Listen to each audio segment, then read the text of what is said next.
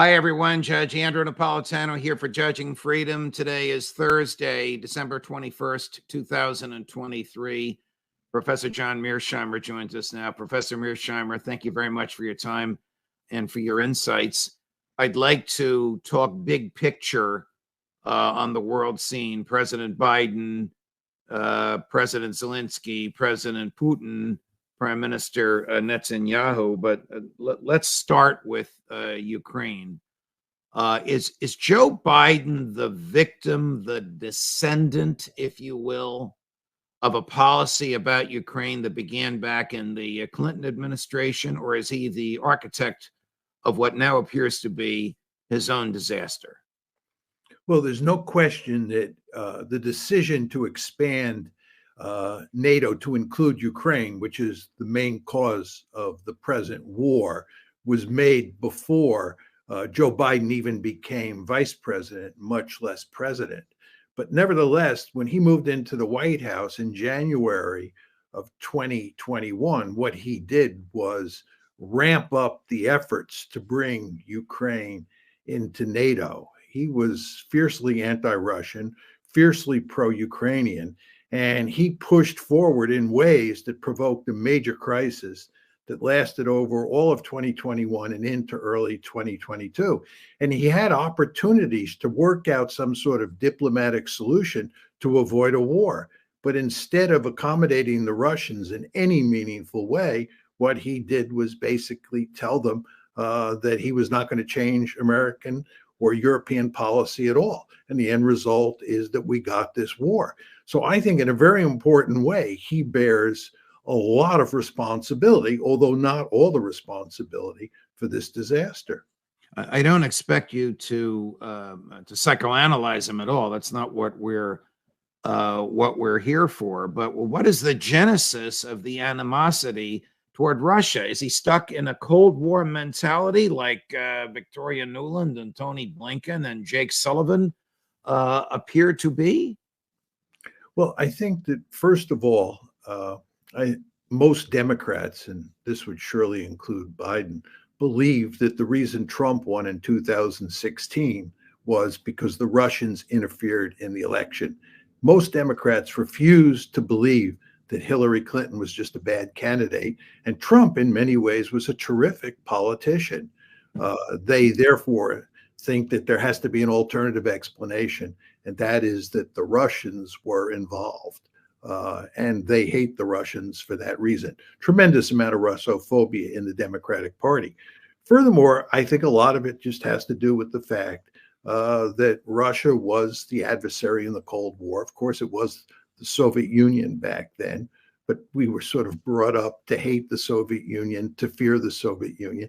And I think a lot of that has carried over to Russia today. And then finally, I think that Putin, for a variety of reasons, has ended up as sort of the ultimate bête noire in international politics. It's just very easy for people in the West to hate Putin. And I think a lot of that has to do with his views on subjects like gays and transsexual people and so forth and so on. But for all those reasons, Joe Biden intensely dislikes Russia and Vladimir Putin in particular. Do they recognize? Do the Biden people recognize that they have caused the war by their disturbance of the agreement? You can't even call it a treaty. It never got to that point. Preliminarily negotiated in Turkey between Russia and Ukraine, for which then British Prime Minister Boris Johnson was dispatched to disrupt. No, I don't think it's the way American leaders operate to accept responsibility for causing any trouble in the world. What we axiomatically do is blame the other side. So I think that what you would hear is that, yes, there were negotiations going on in Istanbul after the war started, but it wasn't the West that sabotaged those relations. It was Putin and it was the Russians. It was their fault. They were making unreasonable demands, and that's why we told the Ukrainians that they should walk. But I think the argument that we had an opportunity to end the war shortly after it started and we blew it is hardly an argument that the Biden administration or any administration for that matter would ever make. What's going to happen now? Congress has adjourned for 2 weeks. The Republican controlled by a very narrow margin House of Representatives seems steadfast against any aid to Ukraine. I understand from Colonel Schaefer that there's a little money in the kitty between 800 million and $1 billion. Imagine $1 billion slush fund that Congress just put into the National Defense Authorization Act, worked with the word Ukraine next to it, so the president can spend how he wants. But the bottom line is he doesn't have the 68 billion he wants. The money's running out. The army is the Ukrainian army is depleted. Where's this going in the next 6 months in Ukraine, in John Mearsheimer's view? Well, I think that the Europeans will pick up some of the slack, at least in the short term. And I think the belief is that when Congress comes back, they will get some money. I would guess that would happen, but I thought they would have gotten the money in December. And I was wrong on that count. So maybe they won't get the money from the United States. Maybe there is enough resistance in Congress to prevent the money from being sent to Ukraine. I can't say for sure, but I think they'll get the money from the United States. They'll get money from the Europeans. But I think in the final analysis, it's not money that really matters. What they need are large numbers of weapons. They need lots of artillery tubes, artillery shells, tanks, aircraft, and so forth and so on. And the Europeans certainly don't have the ability to give them the weaponry they need. And the fact is, the United States doesn't either. So I think that the Ukrainian army is basically doomed. They're not going to have enough equipment to wage this war so that they can stymie the Russians. And furthermore, when you look at the problems they're having raising troops, mobilizing the Ukrainian population to make up for all the losses on the battlefield over 2023, they're having a devil of a time raising more troops. So I think this is an army that is in really serious trouble. And it's likely the Russians are going to continue to prevail on the battlefield, whether we give them money or not. Professor, you just used a statement, made a statement, or used a phrase that I've asked you about before, but it provokes me to ask you about it again.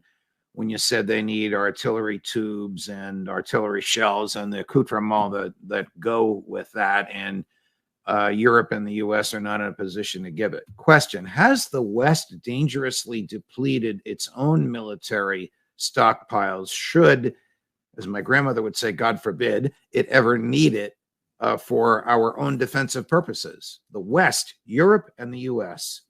Well, I think in terms of Europe, the answer is definitely yes. These were armies, these European armies were weak armies to begin with, especially the German army. And Germany is the most powerful state in Europe. And they have depleted in large part their stocks, as have the British, by the way. And by the way, the British army today is remarkably small. It's smaller than it was at the time of the American Revolution. So these smaller than it was at the time of the American Revolution. Yes. The British army is remarkably small. And the idea that the British and the Germans could together fight a war against Russia today is not a serious argument, because you want to understand that the Russian army today is much more formidable than it was on February 24th, 2022, when this war started. The Russians have mobilized a lot of men. They have trained them up. They are well armed. So this is a formidable Russian army. And the German army and the British army are in pathetic shape. And again, their weapon stocks are run down, and they don't have a lot of weaponry to give. Okay. To the Russians. Are American weapon stocks run down due to the profligate distribution of them to Ukraine?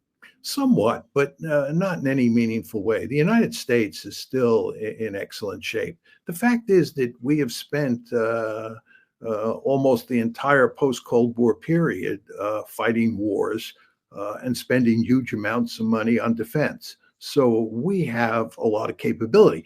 We don't have sufficient weaponry to give to the Ukrainians. It's not like we have enough artillery shells and artillery tubes in our inventories that we can give the Ukrainians everything they need. But I think we clearly have enough to protect ourselves.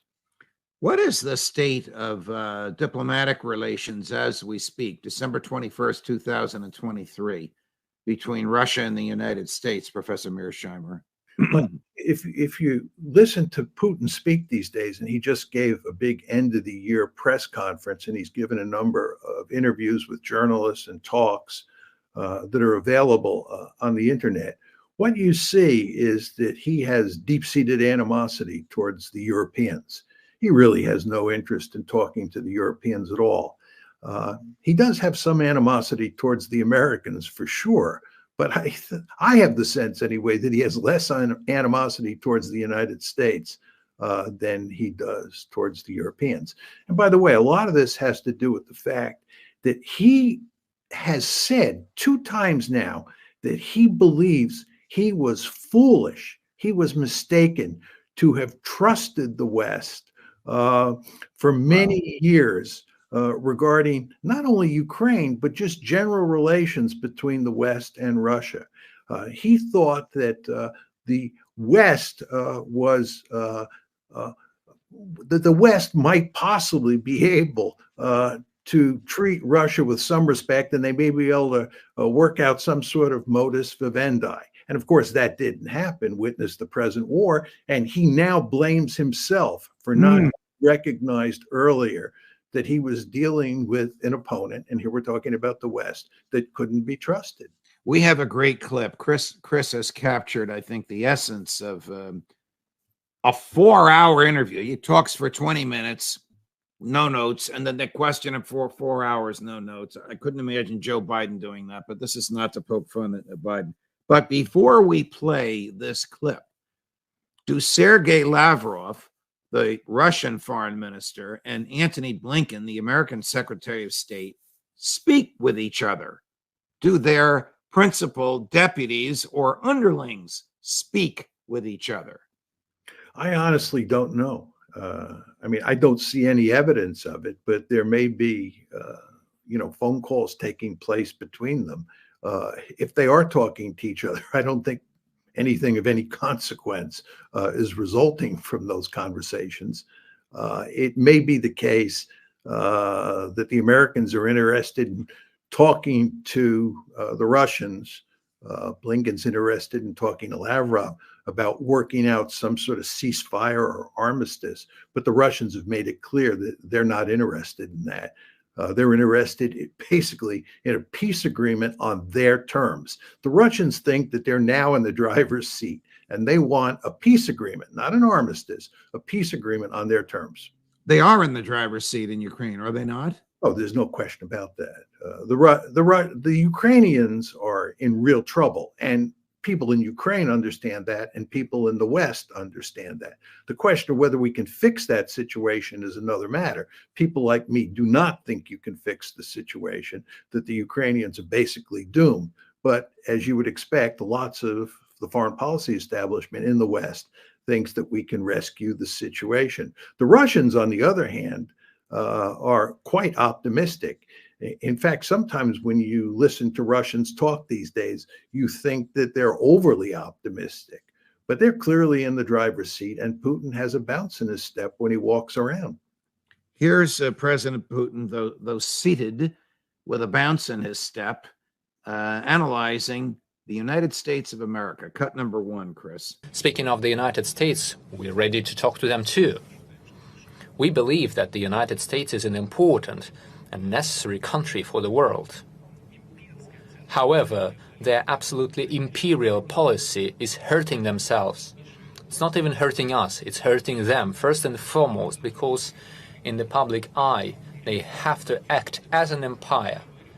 And when they're trying to compromise on something, their voters see this as a failure. That's why the elites are forced to act in this way. As soon as something changes domestically, this would establish the fundamental conditions that would allow them to respect others, to respect other countries, to seek compromise rather than use the force and sanctions. Only then will we see the fundamental conditions to establish full-fledged relations with them. So far, we see none. Have you ever heard him say of the United States? This is a key phrase, Professor Mearsheimer, and I'm relying on the translation. They believe they have to act as an empire. No, I have not seen him use that terminology, which is not to say he never did, but I've never seen it like you. But the fact is that his view of the United States for a long time has been that it is an empire or it is a hegemon. And so what he is saying in general is nothing new. This is a familiar theme. I think the fact is that Putin respects the United States in the sense that it's a very powerful country. He understands that power matters in international politics. The United States is the most powerful state on the planet, and you have to pay it serious attention. You have to talk to the Americans if you can. You're not dealing with the Europeans. The Europeans are weak, and from his point of view, largely inconsequential. It's the Americans who matter. But at the same time, he understands that the Americans want to run the world. We think that we're the indispensable nation and we have a huge amount of power, and we run around the world causing all sorts of problems for countries like Russia. And Putin, of course, recognizes that, and he's interested in countering us. Your last 3 or 4 sentences, could I append to them? No matter who is in the White House or which party controls Congress. Oh, absolutely. I mean, maybe if Ron Paul became president of the United States, or if Trump were reelected and he got to do everything he wanted, but aside from an outlier like the two of them, the mainstream of American politics, the vast majority of politicians in both parties, even lefties and righties, are of that view. We're an empire, we're the indispensable nation, we'll go where we want and kill whom we please. Yeah, I have long said that the Democratic Party and the Republican Party, when it comes to foreign policy, are Tweedledee and Tweedledum. I think Trump is something of an outlier, but leaving him aside, if you look at the foreign policy establishments inside our two main political parties, they're basically indistinguishable. And by the way, you know, Putin was saying in his comments that maybe if you have a change in the domestic political situation in the United States, that might have an effect on foreign policy. I'm not sure about that. I think the foreign policy elites, by and large, ignore public opinion. If you look at public opinion on all sorts of issues, it's out of sync with what the elites do. You see this in the Middle East with regard to the Gaza war. If you look at public opinion, in the Democratic Party, you look at Democrats in the United States and how they think about the war in Gaza, and then you look at how the elites in the Republican Party behave. There's a real disconnect there. And this is true across issues. And it's because domestic politics just does not matter that much when it comes to foreign policy in the United States. So you have these two sets of elites that basically operate in a remarkably similar way. Well, here's someone who's in sync with those elites, irrespective of public opinion in the United States. You'll know who this is in an instant. Chris, cut number 5. We are working very hard on this, and I am certain the United States of America will not betray us, and that on which we agreed in the United States will be fulfilled completely. Will be fulfilled completely. Is he delusional, as he's been called by some of his closest aides, President Zelensky of Ukraine? I don't think this is evidence that he is delusional.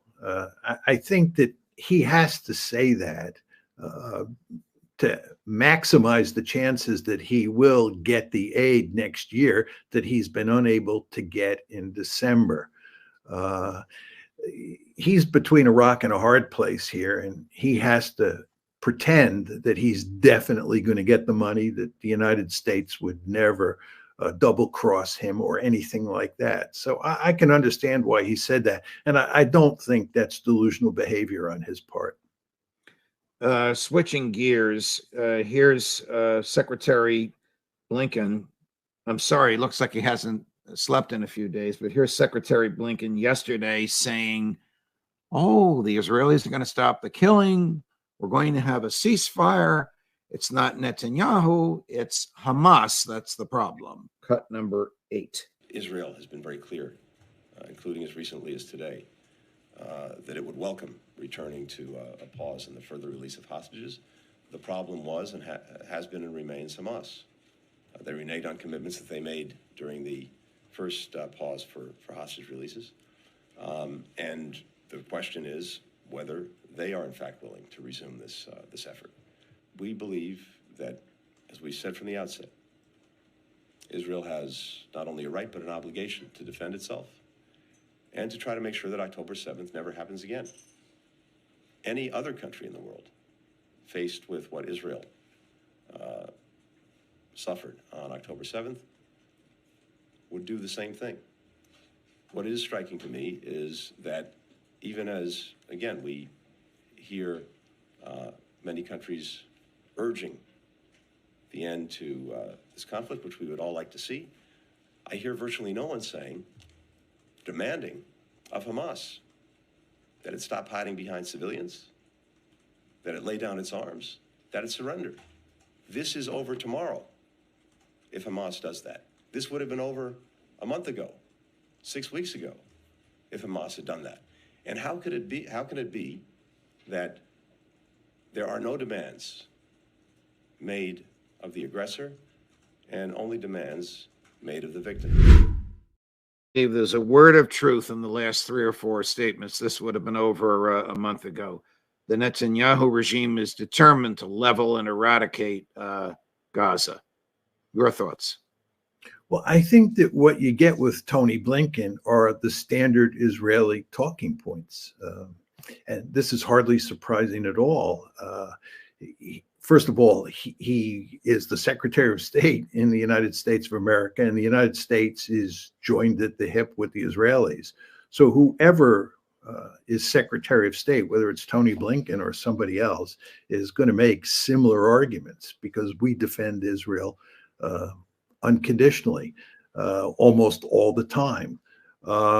But furthermore, Tony Blinken has Israel lobby written all over him, as Max Blumenthal said on your show last week. I mean, he has been deeply committed to Israel and pushing the United States to support Israel for almost all of his adult life. So it's hardly surprising that he's making those kinds of arguments.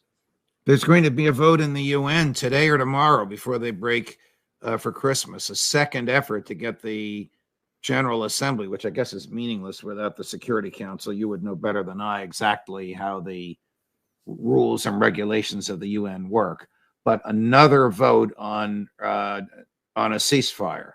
You expect the United States to vote no again, along with 10 other countries against 153 who will vote yes. No, this is a vote in the Security Council, and once you're in the Security Council, the United States can exercise its veto. All right. So will they veto again? I thought we were back in the General Assembly. Thank you for the correction. No, in the General Assembly, you can just have a vote, and the United States and Israel will lose decisively, but it just doesn't mean much. The idea here is that the Security Council matters a lot more, and right. If you get some sort of ceasefire resolution out of the Security Council, that may have some teeth, but even there, it's not clear it will have that much effect on the Israelis. But the question is whether you're going to get this resolution, and everything depends on the language. And almost every country except the United States inside the Security Council wants rather tough language. People are interested in just putting an end to this war. And apropos Tony Blinken's comments a few minutes ago, the United States, much like Israel, is not interested in ending this war. The United States and Israel want to defeat Hamas.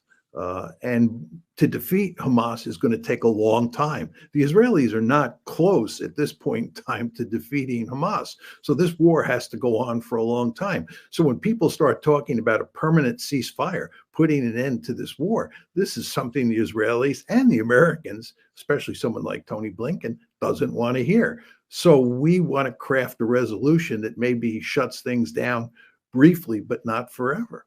Has Joe Biden, have Tony Blinken and their colleagues, maybe this is a frivolous question, but I'll ask it anyway, learned any lessons over this? Joe, the president, seems to be trying to straddle both sides. His lifelong commitment to the state of Israel, his understanding that the behavior of the Israeli government in Gaza is reprehensible. 20,000 deaths thus far, 7,000 of them babies under the age of 7. Maybe a few hundred Hamas killers, the rest civilians. Males kidnapped, males tortured, males stripped and paraded through the streets. I would submit that Israel has lost the PR war catastrophically. You tell me if they've even made a dent in Hamas. Well, it's very hard to say exactly how much damage they've done to Hamas because there's just not much information. The Israelis control who gets into Gaza, who gets out, what they see. And therefore, there's not a lot of hard facts in the media. And that includes the Israeli press as well. My sense is that they're not doing very well at all. First of all, the Israelis only control about 40% of Gaza. Just think about it. They control 40%. That means the other 60% is territory where Hamas can go and the Israelis can't get at them. Second, the Israelis have not captured any hostages. That's quite surprising. If they haven't captured any hostages, that probably tells you a lot about their ability to find the Hamas fighters.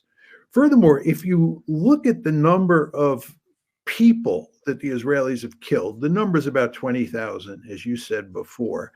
And most people agree that about 70% of that 20,000 is women and children. So that would be 14,000. That means that the Israelis have killed 6,000 males. Now, those 6,000 males were certainly not all Hamas fighters. Most of them, I'm sure, were innocent civilians. So let's say of the 6,000, 4,000 were civilians and 2,000 were Hamas fighters. I don't think that's the likely number, but let's give the Israelis the benefit of the doubt. That says that they've killed 2,000 Hamas fighters. Well, most people argue that Hamas had 30 to 40,000 fighters to start with. If they had 30 to 40,000 fighters and they've killed 2,000, that means they have a whole heck of a lot of fighters left. Finally, you just don't see any evidence of the Israelis capturing Hamas fighters and then taking pictures of them or videos of them or parading them around. The people that they're parading around, the males that they're parading around and humiliating, are in almost all cases civilians who they have captured and are interrogating. So I just don't see a lot of evidence that the Israelis, the IDF, is winning this war against Hamas. I think it's going to have to go on for a long time if there's any hope of ultimately decisively defeating Hamas. Given the accuracy of what you say about the Israelis controlling information, what's the other side of that coin? How many Israeli soldiers have been killed or captured? This is a very tricky issue. You know, if you go on Telegram, and you look at what the pictures and the videos that Hamas is releasing, it looks like they're doing a lot of damage to the Israelis, that they're putting up a real fight. Hamas is. I'm not 100% sure of that. It's hard to tell exactly what's going on. And then occasionally you'll catch a glimpse in the Israeli press that the casualty numbers are up in the thousands. And it could be the case that the Israelis are really having a tough time. I was wondering if the Israelis are not now interested in a ceasefire for a week's time so that they can regroup and think through their strategy for dealing with Hamas. But I would imagine, given that Hamas has all these tunnels, all these buildings they can fight from, that this is urban warfare, that the Israelis are having a very difficult time dealing with Hamas. And in the process, the Israelis are suffering quite a few casualties. But again, that's a somewhat speculative comment because it's just hard to tell given the lack of really good evidence. Who or what is likely to outlast the other, Hamas or the premiership of Benjamin Netanyahu? Well, I think that Hamas is not going to be finished off. I think that Hamas is here for the foreseeable future. I may be wrong, but as I've said before, even if Hamas disappears, there'll be another resistance group that pops up to take its place. With regard to Netanyahu, I've long argued that, once the dust settles, that he is likely, to be removed from power, maybe not immediately, but after a few months. But many people say that you want to be very cautious when you predict his demise because, he's somebody who has 9 lives and he's not used them all up yet. So he may be around for the long term as well. My guess is he will not be, especially if he doesn't defeat Hamas. And as I said, I don't think that he's going to defeat Hamas.